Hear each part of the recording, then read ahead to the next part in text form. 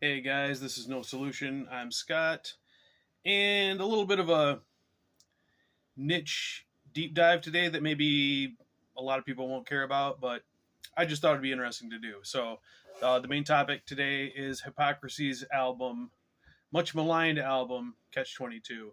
So, I wanted to compare the original to the re recording. So, that will be the main part of the video.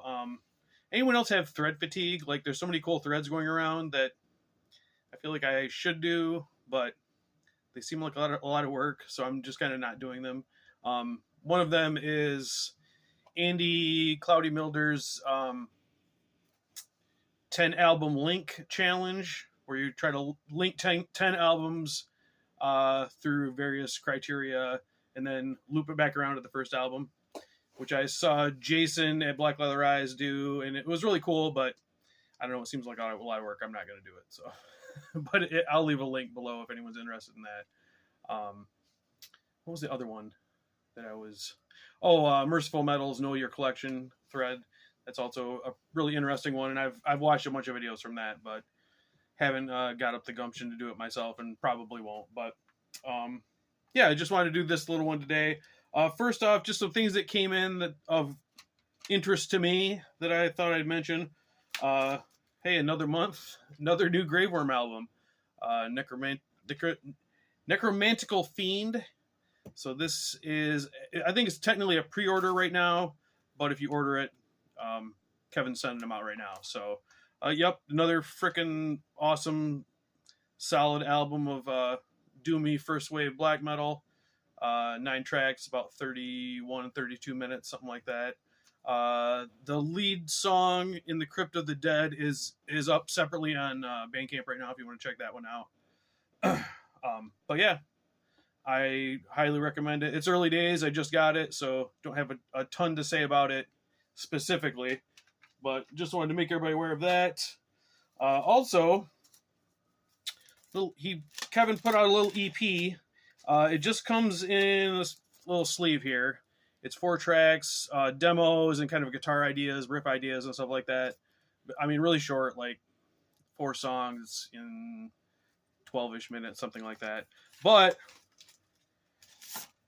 of interest to me, the first song, if you can see, Tyrant's Invocation.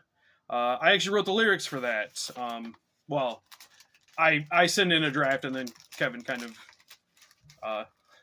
fixed it into a usable form. But he asked me if I'd be interested in writing some lyrics, and I hadn't really done anything like that before, so I tried, and it was fun, and yeah, so it's on here, and really happy that Kevin gave me that opportunity. It was a big honor. So if you're interested in hearing that is also on Bandcamp, and you can order a copy if you would like. I'll leave a link to both of those.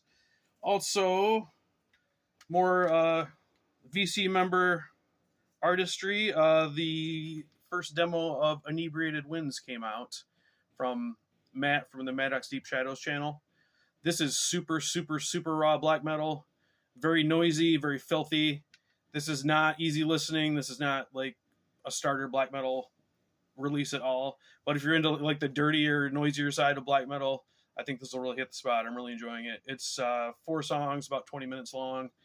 It's been released on Fomorian Productions, which is Trevor from Shredbeard and Lee from Warhammer 666, I think, are the main guys behind that label.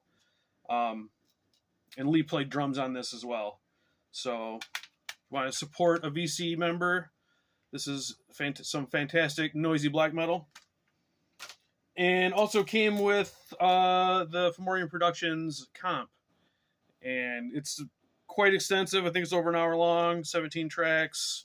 There's all the bands on it. Some unreleased stuff, some demo type stuff. I just love these old school comps that kind of nobody makes anymore. So I was very happy to get that as well, and have not listened to this yet. Like I said, these just came in, but I'm very much looking forward to listening to that. So if you order Inebriated Winds, you'll get this as a bonus. All right, so Catch 22. A little history with Hypocrisy. I just showed this, I think, in my last video, the self-titled Hypocrisy album from 1999. They had broken up, but then kind of never really broke up. They decided to continue on and came out with this, one of my favorites from them. Very kind of forward-thinking, very expansive, epic-type songs. A lot of keyboard melody on it, which they kind of done in parts before, but really took it to the limit on this one. Yeah, a fantastic album.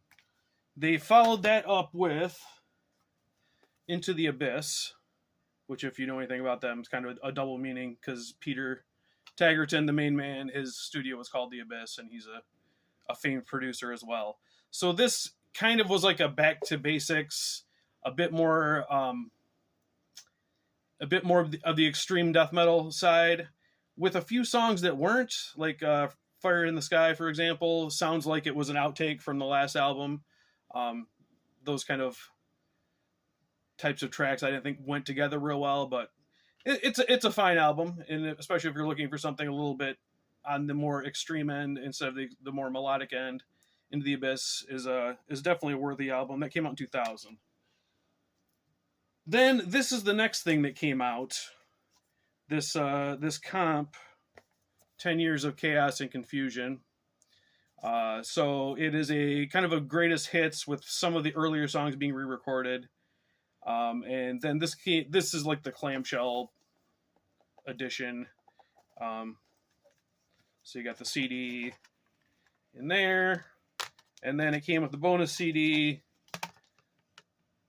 Rest in Pain. So this is a demo comp, their 91 demo, I believe, with just Peter singing on, or just Peter performing everything, and then the 92 demo, which is I believe the lineup of the first album. And on here, the reason I mention it is because on here there's a bonus. Turn the page, new studio song, 2001. So I heard that song and I was like, I don't know, not that into it. But sometimes when I hear a song out of context from a new album, it doesn't connect with me that much. And then when I hear it in the context of the whole album, I kind of like get into it more, which is why I try not to listen to advanced tracks very much. Anyway, Turn the Page was on this album, the Catch-22 album from 2002. And this came out, and pretty much everybody hated it, including me. And as a big-time Hypocrisy fan, it was a real letdown. Yeah, so basically, what the chalk thing everybody says is this is their new metal album. They're trying to be Slipknot. The production is super weird. Has those trash can snares. Basically, it kind of sounds like Saint Anger, even before Saint Anger came out. But with this new change in direction, it feels like they didn't really even fully commit to that, because then there's a couple songs that sound like they're outtakes from the self-titled album again. Kind of those more epic type songs. Yeah, a big letdown all around. And they were not immune to the criticism, because the next album, The Arrival, in 2004, kind of went back to the kind of sci-fi melodic death metal that they were known for. That was another thing on this. The sci-fi elements were gone, and it's more like reality-based lyrics and a lot of, songs like Don't Judge Me, Destroyed, I Will Not Be Destroyed, like personal things, and maybe airing out some grievances in real life. Not really what Hypocrisy was known for, so that was another kind of mark against it. But yeah, right back on the sci-fi train on this one. And then the follow-up, Virus, kind of the same thing. Also a very good melodic death metal album with sci-fi themes. So then, 2008 comes this. Hypocrisy Catch-22 V2.0.08. So this is a reimagined version, I guess, of Catch-22. The hype sticker in here I thought was kind of amusing, so I'll pull that out. There we go. Remastered and reworked, featuring re-recorded vocals. This is the way it was meant to be, it says. Heavier and deadlier. Well, Peter Taggarton is a professional producer. So I don't think we can use the excuse of, oh, this is how we always wanted it to sound. Because if you wanted it to sound that way, it would have sounded that way, right? I think maybe just there was more of a remorse of what they had done, and they wanted to try to kind of salvage these songs a bit. So my original idea was I was going to A-B these. I was going to, listen to track one of the first version and then track one of the second version and kind of compare and contrast. So I was doing that up until like the fourth song until I realized I just really, really, really do not like this version. It's unpleasant to listen to. So why am I torturing myself with these versions when these versions are significantly better? So I just wanted to go through kind of some of the differences. This one pretty much abandoned death metal vocals. There are kind of some more punkish type, maybe shrieking vocals, and then with some clean vocals that really did not work too much. They dabbled in clean vocals here and there before, but they were all over this one. I did not like it, and really nobody liked it. So what this one did, it took the weird production from the first one with the guitars just sound kind of muddy and unpleasant. Like I mentioned before, the trash can snare. It made it sound like it was supposed to, like it was. I feel like they were going for like it was a kind of a garage album, and it did not work for me. Part of the fun of Hypocrisy, I always thought, was that it always sounded so great, and this did not sound great at all. And then, like I said, if this was an experiment, even a failed experiment, they didn't really even commit to that because they threw in a few songs that were a bit more of the old style. So on this one, the production's all cleaned up. Okay, it sounds great again. It sounds like a Hypocrisy album. Significantly, the drums are fixed. You don't get that annoying clang, clang, clang, clang snare. And the vocals, yeah, they said they only re-recorded the vocals. Even though some of the guitars do sound significantly different, but I'm not a production expert, so I couldn't swear they weren't the same tracks, just produced differently. But the vocals now are more the traditional Hypocrisy death metal vocals. The clean singing is mostly gone, except on the last song, All Turns Black, which is kind of like a weak, almost ballad with all clean vocals. They kept those. I think he did re-record them, but they're still clean, and I'm not into that too much.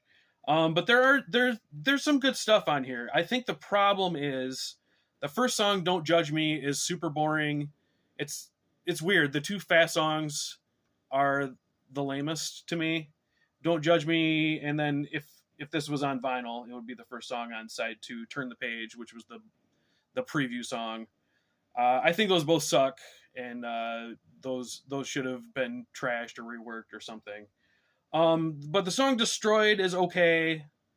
Edge of Madness, which is one of those that sounds like it should have been on the self-titled one, I really love that one. I think that's a great song, and it is significantly improved on this version, adding in the death metal vocals. And then my other favorite on here was Seeds of the Chosen One. It's got an awesome chorus, and I think is a very good Hypocrisy song. But overall, you've got a lot of middling songs. And like I said earlier, with the horrible production on this, it's hard to get past. This one, I feel like it does not save the album, but it lets you judge the songs a bit more fairly because you're not distracted by all the garbage that you don't like about the production and how it sounds.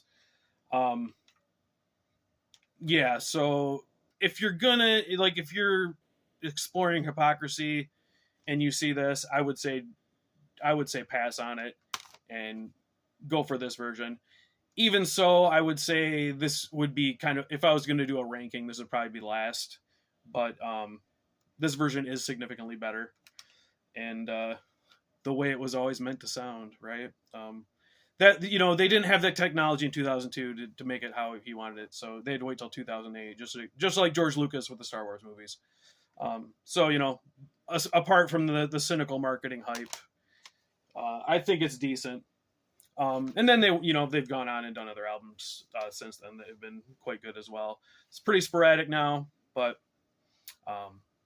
anytime a Hypocrisy album comes out, I'm always excited and always get it. So, yeah, that was just my little talk about Catch-22, guys.